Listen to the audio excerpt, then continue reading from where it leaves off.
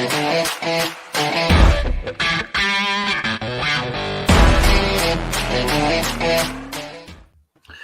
everyone, welcome to Matic TV. It is a different kickoff time tonight. I know it's in the middle of you all watching the Champions League football. I know you're all quite giddy because Real Madrid have just taken the league, but let's celebrate as we talk real football. And real football is what is happening this week. It's crunch time, hence the title of the video. I'm delighted again to have Elizabeth Helenek, YouTube channel, a mad Chelsea fan on the show. The reason for Elizabeth being on tonight, we did have a scheduled monthly video all put in for us, but we've had to change our schedules personally over the last few days. So with us both having European ties later on this week, Elizabeth, we thought we'd just do a little bit of a look ahead as well as looking back. How are you? How is everything with you, Elizabeth? You all good? Yeah, I'm doing good. Like I said, I'm back in New York for a couple of weeks, spending time with my family. So I feel like a little bit off like the typical football schedule because it's 30 for me. And I was like, oh, there's a Champions League game on right now. It's not at 9 o'clock. So I totally like didn't even realize that Chelsea are playing. I was like, oh yeah, we're playing the Champions League this week. That's fun. So a lot of content going out for that and nervous for that game after our terrible loss against West Brom over the weekend. I wasn't going to bring it up personally. Well, I was. I'll tell a lie. But we're looking ahead. It is mainly United channel, as everyone knows. But I think in the position right now for both of our football clubs, it's probably the right time to do this sort of video because about, what was it, 6 weeks-ish ago, Elizabeth, somewhere around that time, 2 months near enough since we spoke last. Very interested to see how you have, well, you've had more chance to digest what's happening at your club. It looked from the outside, Elizabeth, like everything was cruising along, clean sheet after clean sheet after clean sheet. I've seen your tweets.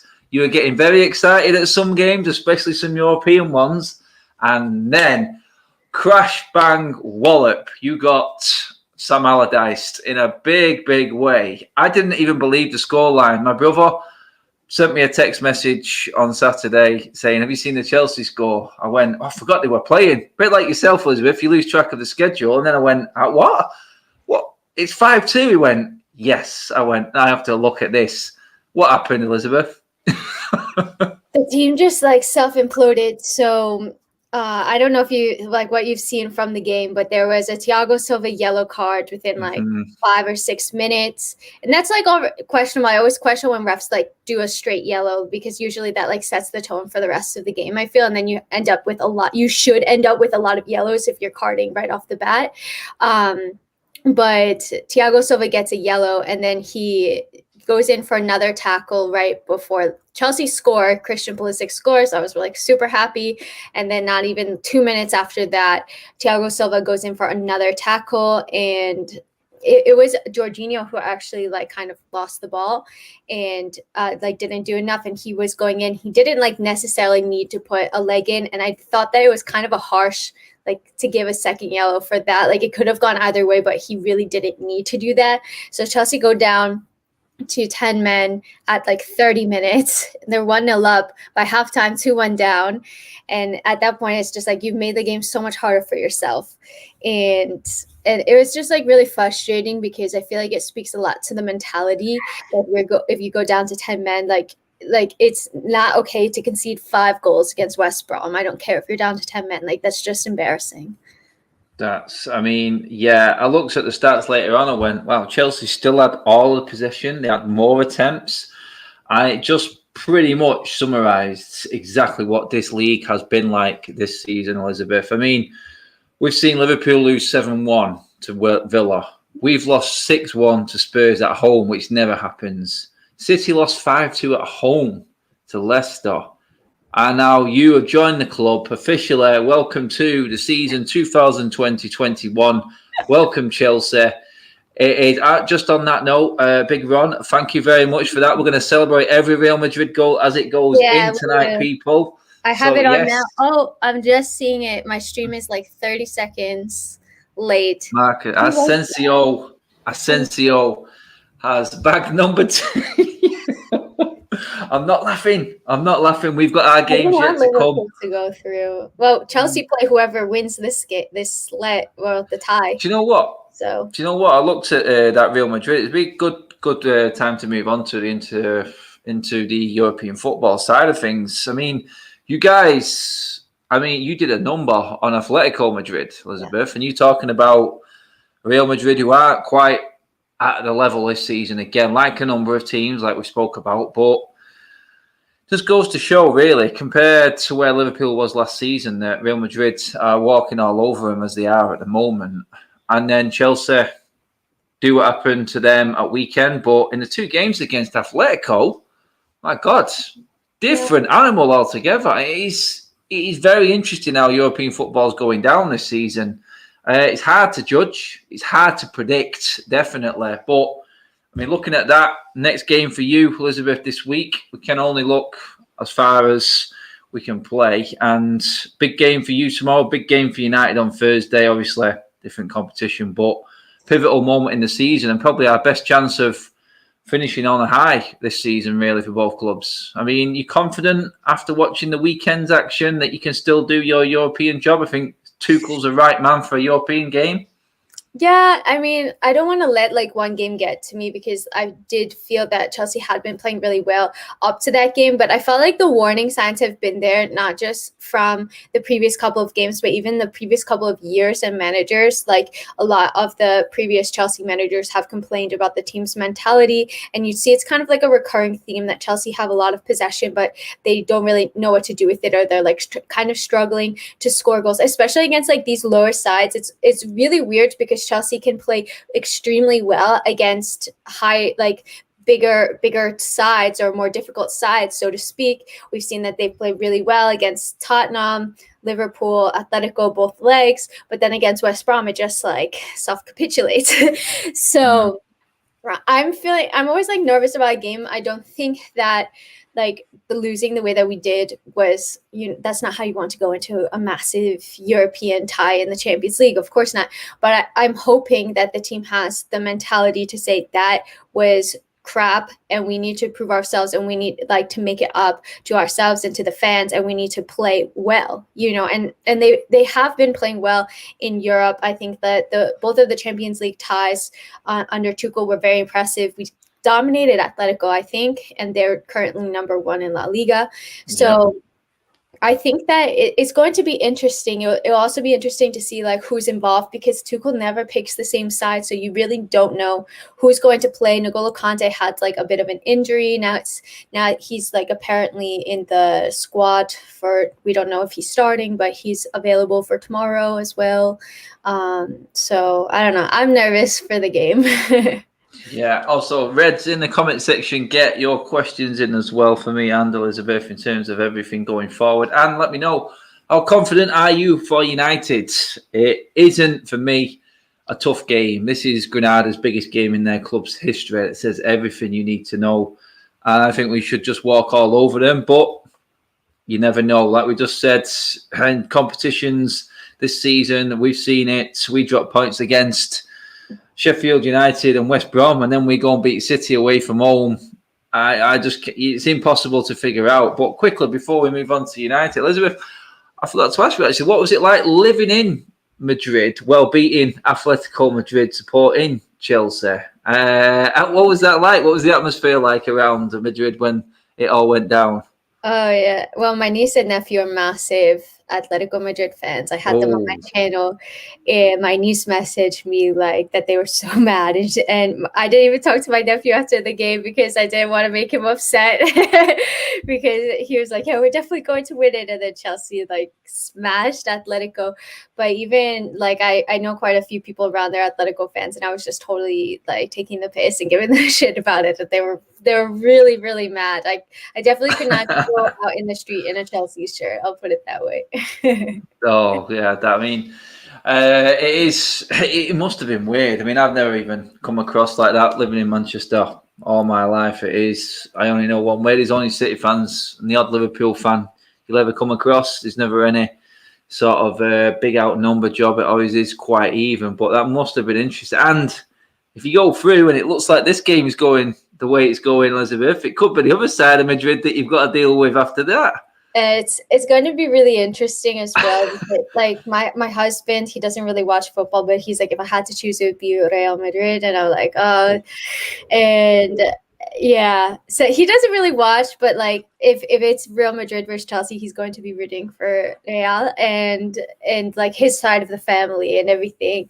What was I going to say? That this game is really like written in the stars because Real Madrid and Chelsea have like a lot of history and transfer business between them. So you have like Thibaut Courtois, who kind of like left Chelsea on very weird terms. And then you have like Hazard, obviously he's injured. Is he going to come back and play against Chelsea? Maybe he like becomes like a good play, like maybe he helps Chelsea, like you just don't know. And then you have like Benzema, who called Giroud a go-kart, so it's going to be like a really, really crazy game if Real can hold on to this lead. Interesting.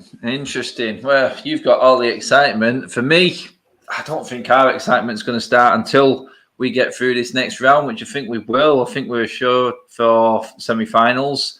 Then we'll come across Roma or Ajax, and I think that's probably when the Europa League kicks into gear. Last four doesn't really get interested until that point. But I'm looking from the outside at the moment, Elizabeth. As a Chelsea fan, you see yourselves battling with West Ham, Liverpool, Everton, whoever it may be, Leicester maybe even, in that top four fight, where United just seems to be, well, I can only describe it as coasting along, just completely out of the mix in the middle of no man's land. I mean, is it a case, do opposition fans look at United right now on a pay-per-view as like looking at it on paper as a really good season? Or, I mean, when we've played games, I've had opposition fans come on and say we are the worst team in the world to watch. I can understand a little bit. Watching every single game this season, that has jumped into my mindset at times. But right now, Elizabeth, I mean, and everyone get your comments in. I had this debate with a few fans the other day.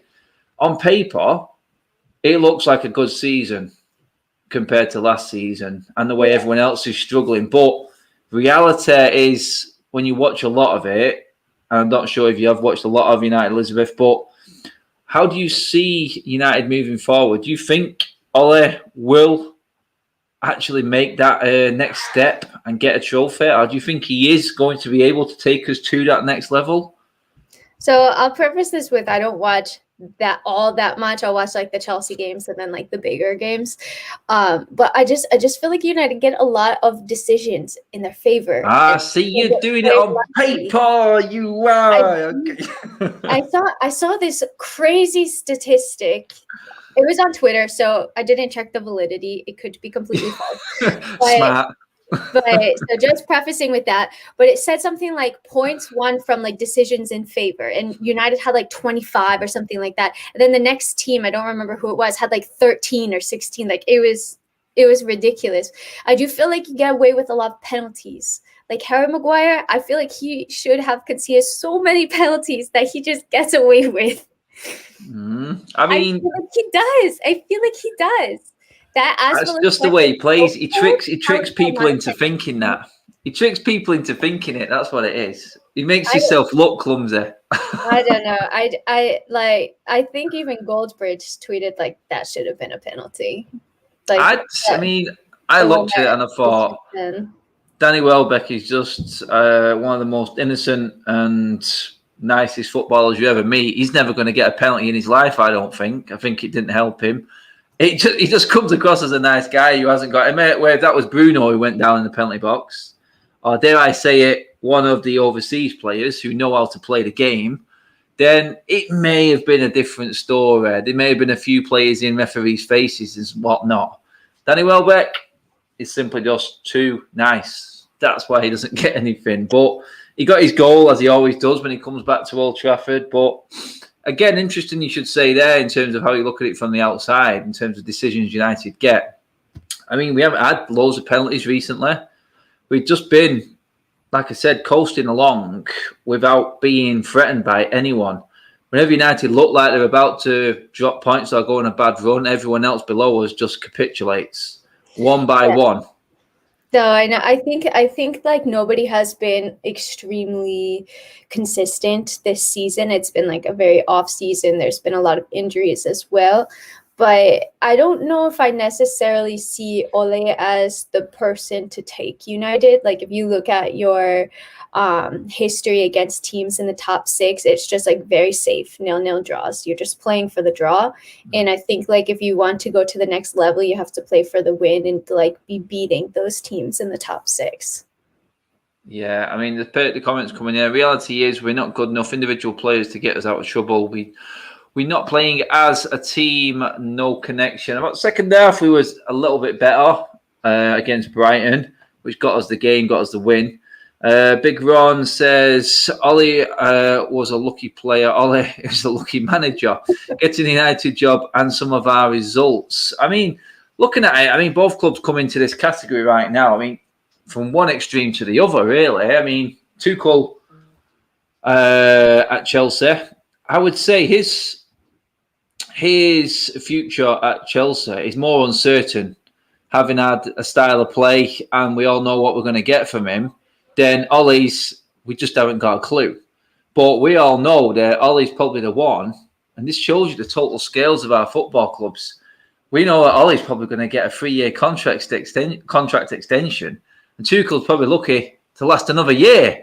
I mean, it shows you the total opposites of football and how a football club can be run, really. We've got the American ownership, very similar in all American owners, Arsenal, Liverpool, Manchester United. Then you've got Abramovich and Chelsea, Elizabeth. It's like one extreme to the other. I mean, Tuchel, have you seen enough from him to actually say, look, with a transfer window, a pre-season behind him, could he be the one taking United's place if Ole carries on this inconsistency with his team and taking United forward or not as such? Could he be the one to carry Chelsea forward? Yeah, and take them to like the top two fight, past the United, Liverpool and challenge City. Could he be the one with Abramovich's money to do it? So honestly, like it's still early days. I don't want to get too ahead of myself, but I was really impressed with the changes that he's made in just such a short period of time. It's never easy to take over a club mid-season. Chelsea were like 9th or 10th when he took over, now battling for that 4th, 5th spot. And you're also not going to change everything overnight. Like it's going to take time to implement your philosophy and your system. Well, from what I can see, I really like that he has a game plan for the most part, like taking out that West Brom game. But for the most part, I've seen that he has a game plan and he's willing to change his game plan. And he handpicks the players to face the opponent based on their individual strengths to try to optimize their strengths and minimize their weaknesses. And I think somebody like Jorginho, you see it a lot that like in Frank Lampard's system, I felt that he got caught out a lot and now it's kind of been a little bit more hidden. I think that he still has his weaknesses, but they're a little bit more hidden in this 3 center.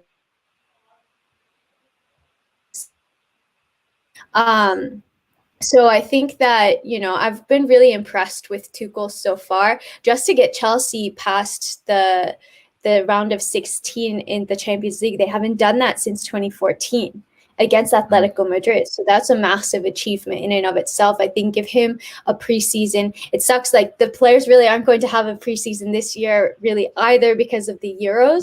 And yeah. The World Cup is, I think the World Cup is that winter. I think. Unless it's no, or maybe it's the next winter. The 22, winter 22, yes. Yeah. So then it's like another year.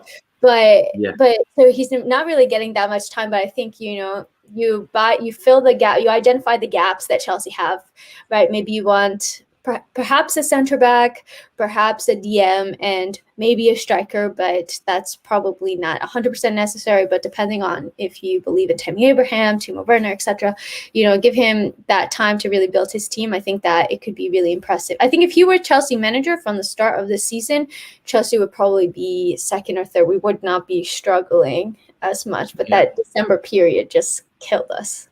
Yeah, I mean, looking at both managers now, and Ole, I think, needs the trophy more. I think Tuchel has got a little bit of time, and that's saying it in Chelsea terms. He at least has this summer, I think. Even if he doesn't get in the Champions League, you never know. Abramovich has done crazy, crazy things. But for Ole, I think all United fans agree. Right now, 3 years it will be. We need a trophy. If it be the Europa League, second rate as it is, which it is, we don't want to be in this competition. But if it takes away a trophy from Arsenal, definitely a good thing. Definitely a good thing.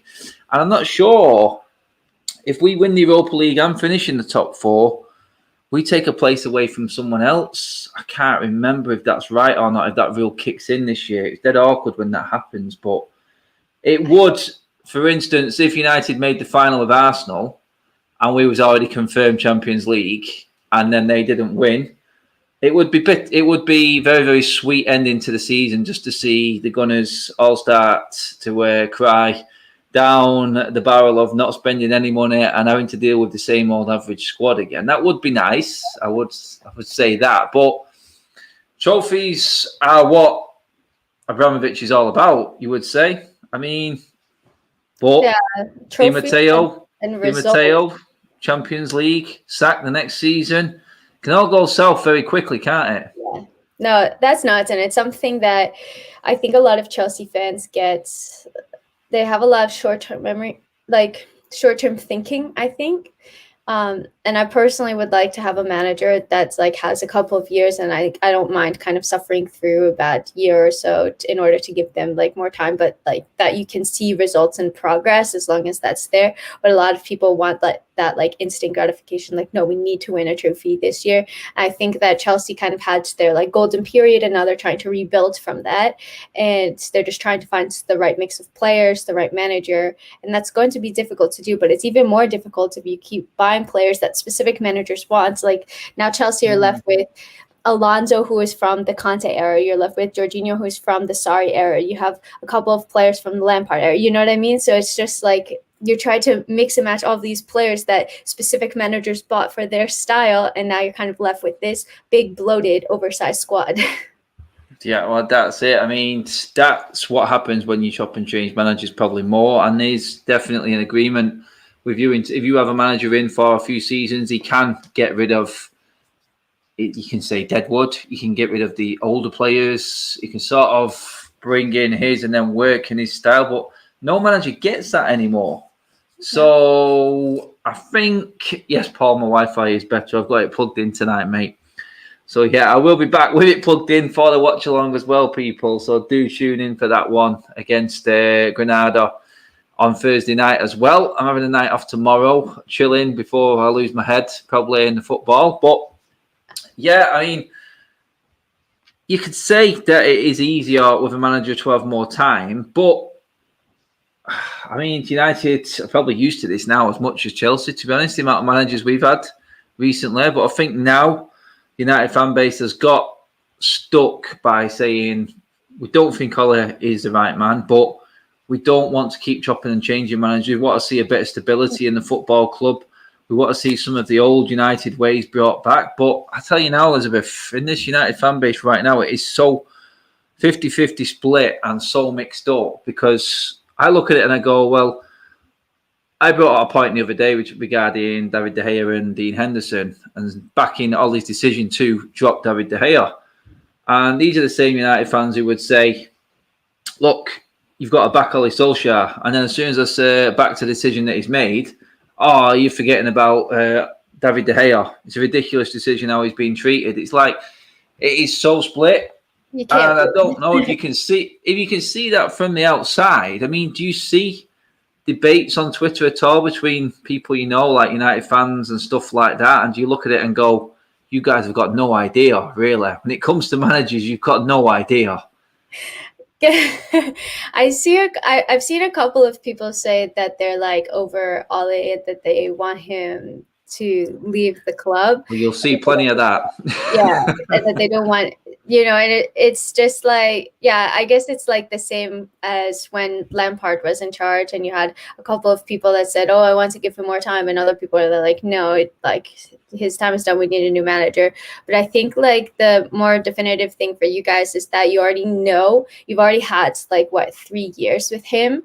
So you have like an idea of like what you can expect under him. So now it's just a matter of, is that good enough? Do you feel that he can be the person to get you a trophy or to get you to top 4 consistently, be a force in the Champions League, which is something that I don't think United have done in recent years either.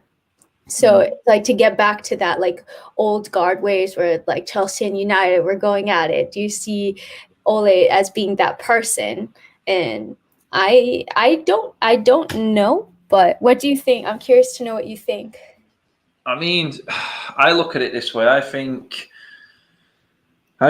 realistically, I think the best outcome for United, I think United are in a win-win situation right now. As a club looking at the situation and the hierarchy at the football club, I don't think you can be in a better position.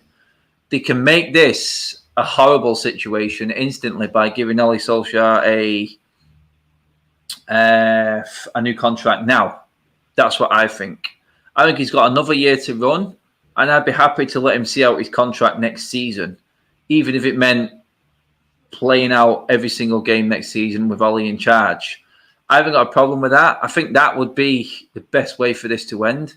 It gives the club chance to scout and get the right manager next in place. Ole's done all the groundwork completely already for the next manager to come in. He's done great work off the pitch. But unless Ole really, really shows us next season that he can challenge for this title, then I don't see him. I don't think he would have got the best out of this young squad.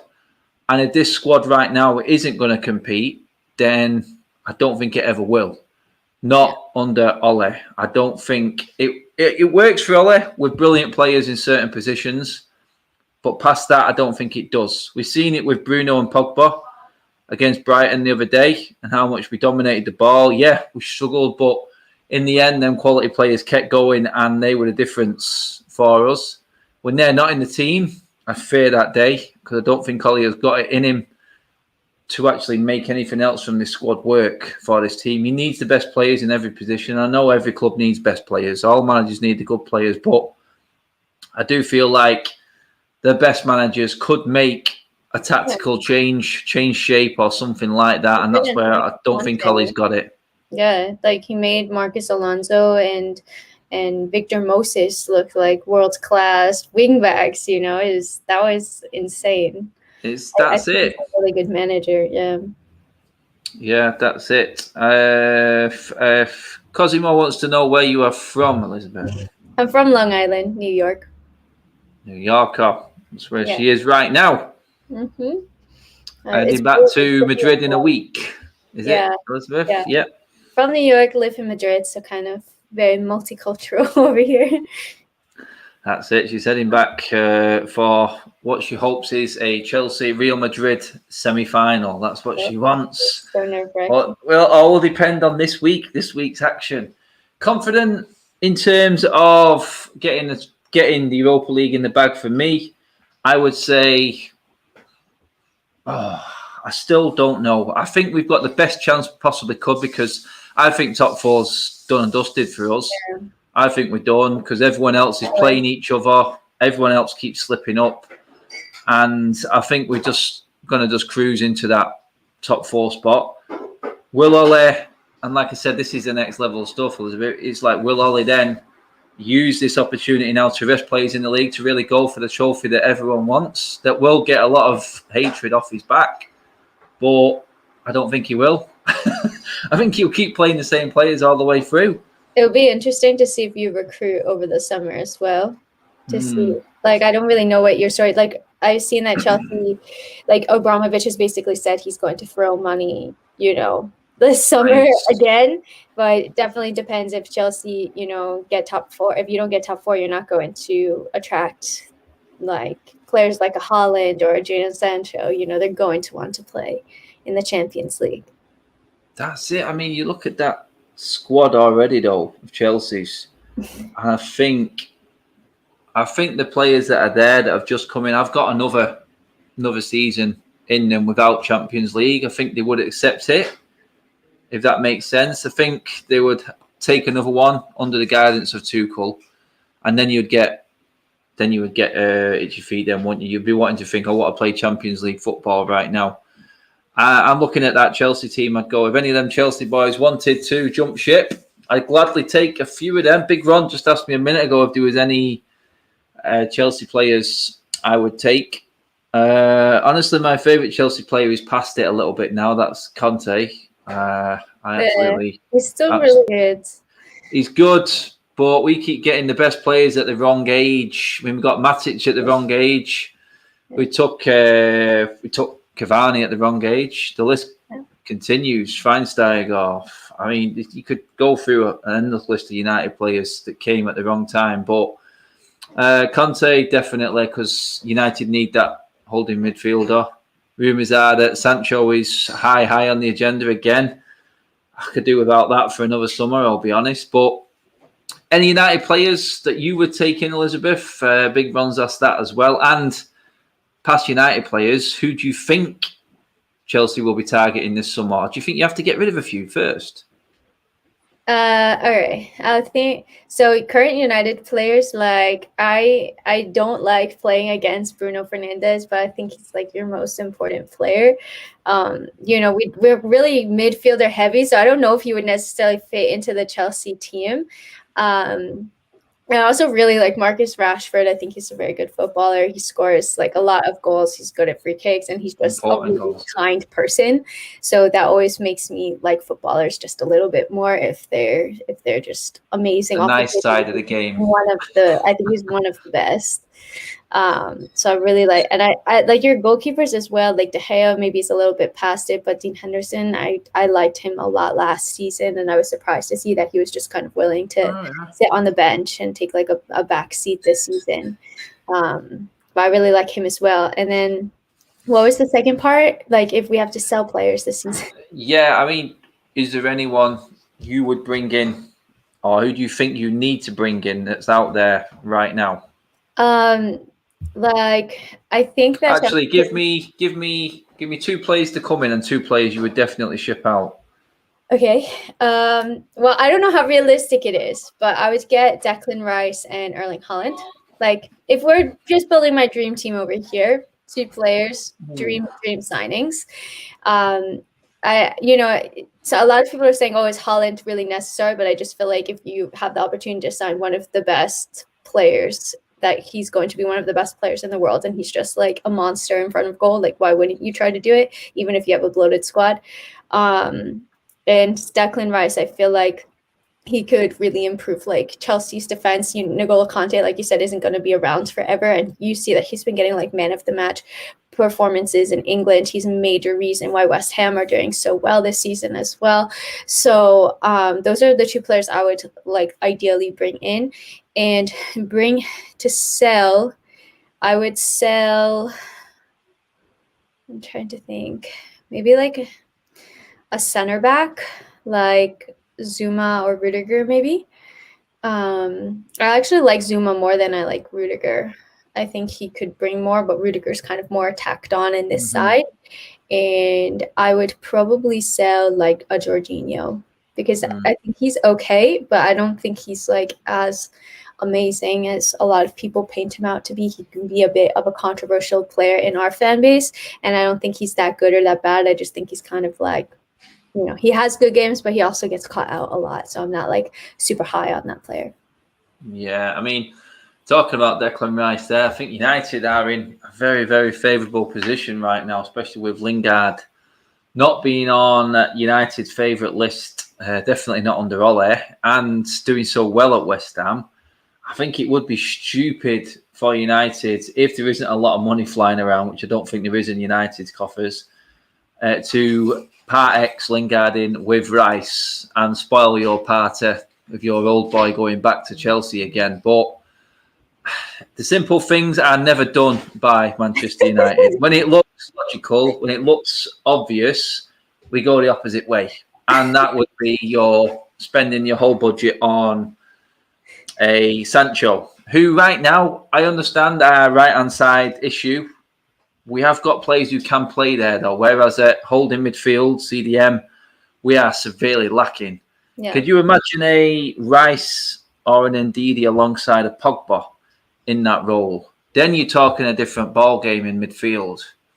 I know you're nodding your head because you don't want that to happen. I don't know if Chelsea are gonna go for him, because I think it sounds stupid, but there's been articles out that they don't want to go for him because it kind of looks like a slap in the face, because he was part of Chelsea's academy, and then you're going to buy him for 50 million or 80 million or whatever it is.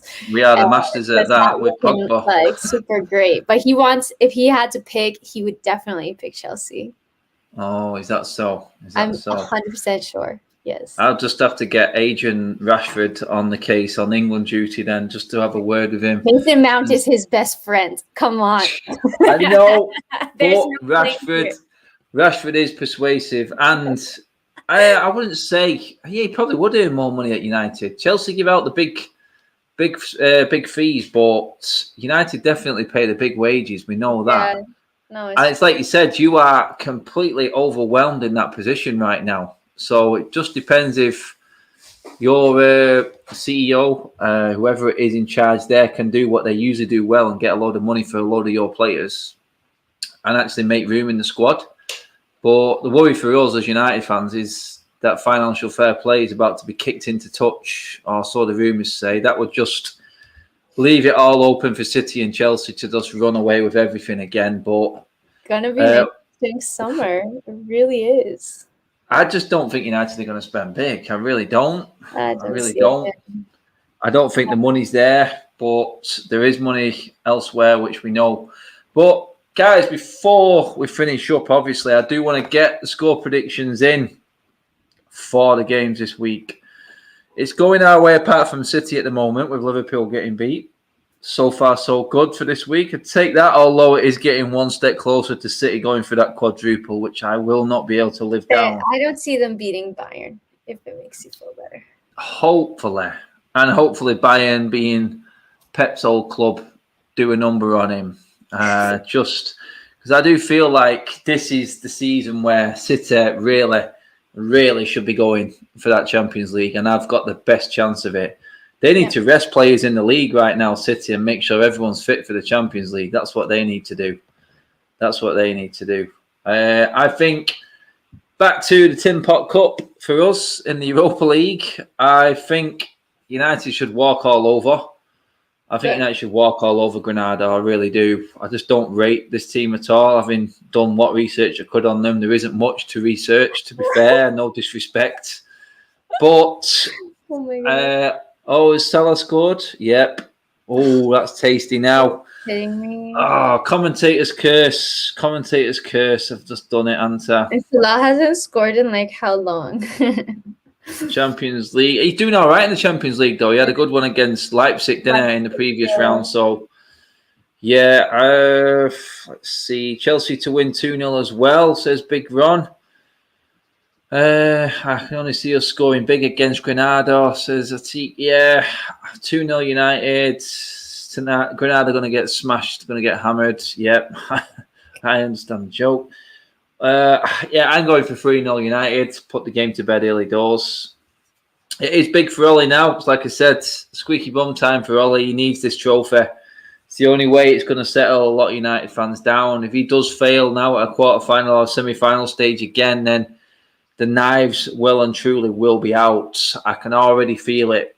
People I know personally are waiting with them and the forks, and everything's out. The whole utensil drawer is out, waiting for a fall for Ollie. But I say as I see it on this channel, and if he wins the Europa League, then we cannot really complain with our season, especially if we get second.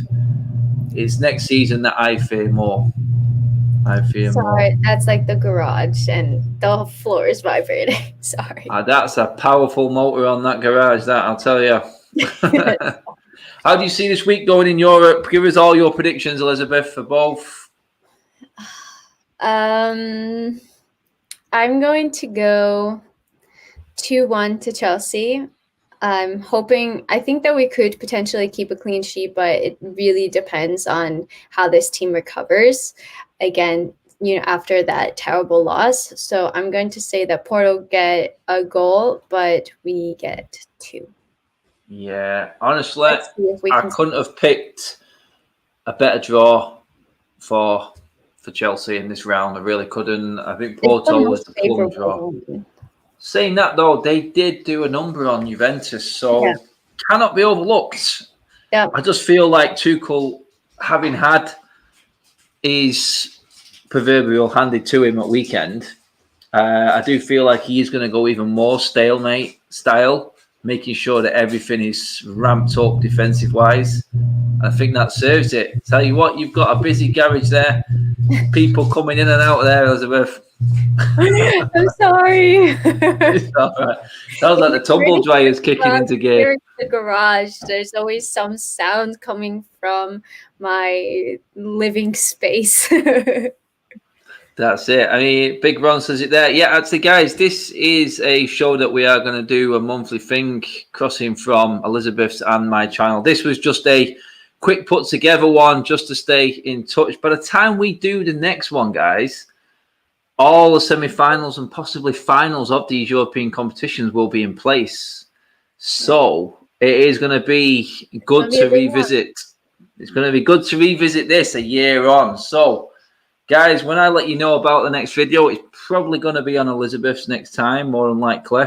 We need to get everyone over from my channel straight onto Elizabeth just to kick in, because it is a full roundup. This has just been taken over by Europe because of the quick-fire nature of it. I know there's not a lot of people because there's people watching the football, but you can always watch it when it goes back on YouTube, people, and have your opinions there. That's what it's about. It's not all about the big views. It's about the best content. That's it. What's that you're saying there, Big Run? Beauty and the Beast, Adam's T-shirt, winning combination. Oh, Ron. I tell you, you're on form tonight, my man. That's it. Sorry, it's all I had. Yeah, I would say that. It's better than Wolverine that I usually get called anyway. I'll say that.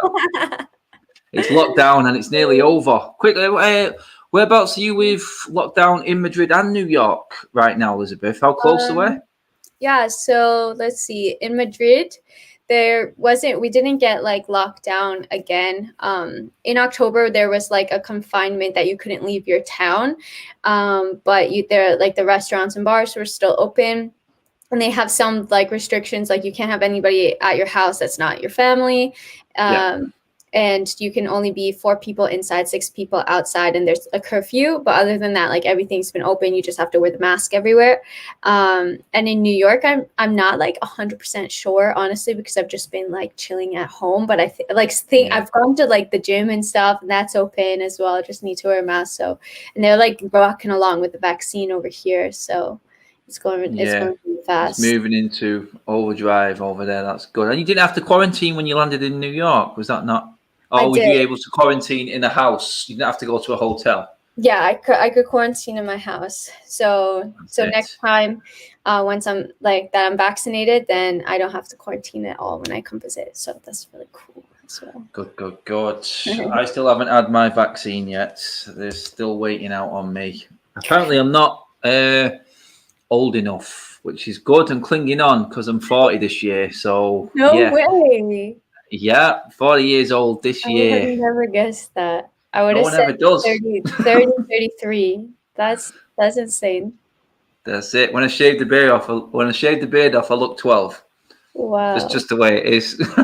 I keep this on just so I look my age, but that's what it's at the moment. Everybody's guys, 16, so.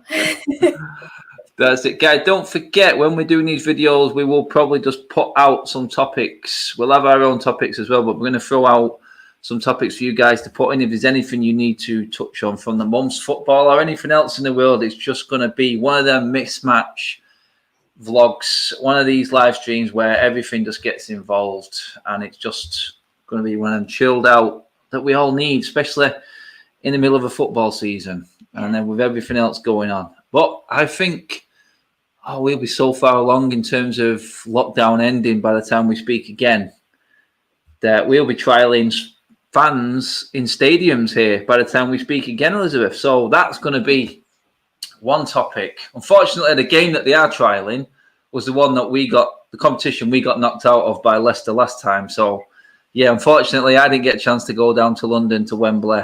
It's up to Southampton and Leicester because they're the ones who are luckily going to be trialing it. So, guys, don't forget, I will keep you posted on this do drop into Elizabeth's channel as well and follow her. There is a hyperlink in the title of this video. If you just click on that, it'll take you straight to Elizabeth's channel as well. Like I said, we'll have bigger numbers when there's no football on, but just watch the video back later and do all that stuff then, guys. It's your morning therapy tomorrow before United and Chelsea kick off. But for now, Elizabeth, just give him a shout out to your channel anyway before we go.